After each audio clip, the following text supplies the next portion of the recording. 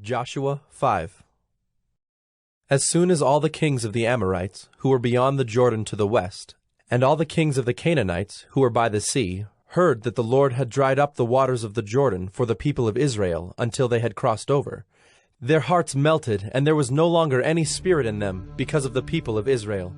At that time the Lord said to Joshua, "Make flint knives, and circumcise the sons of Israel a second time." So Joshua made flint knives and circumcised the sons of Israel at Gibeth. And this is the reason why Joshua circumcised them. All the males of the people who came out of Egypt, all the men of war, had died in the wilderness on the way after they had come out of Egypt. Though all the people who came out had been circumcised, yet all the people who were born on the way in the wilderness after they had come out of Egypt had not been circumcised. For the people of Israel walked 40 years in the wilderness until all the nation, the men of war who came out of Egypt, perished, because they did not obey the voice of the Lord. The Lord swore to them that he would not let them see the land that the Lord had sworn to their fathers to give to us, a land flowing with milk and honey.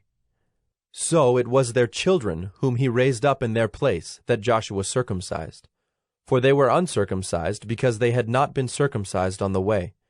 When the circumcising of the whole nation was finished, they remained in their places in the camp until they were healed. And the Lord said to Joshua, "Today I have rolled away the reproach of Egypt from you." And so the name of that place is called Gilgal to this day. While the people of Israel were encamped at Gilgal, they kept the Passover on the 14th day of the month in the evening on the plains of Jericho. And the day after the Passover, on that very day, they ate of the produce of the land, unleavened cakes and parched grain. And the manna ceased the day after they ate of the produce of the land. And there was no longer manna for the people of Israel, but they ate of the fruit of the land of Canaan that year. When Joshua was by Jericho, he lifted up his eyes and looked, and behold, a man was standing before him with his drawn sword in his hand.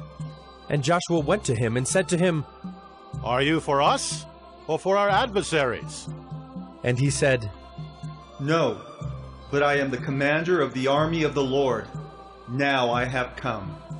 And Joshua fell on his face to the earth and worshipped, and said to him, "What does my Lord say to his servant?"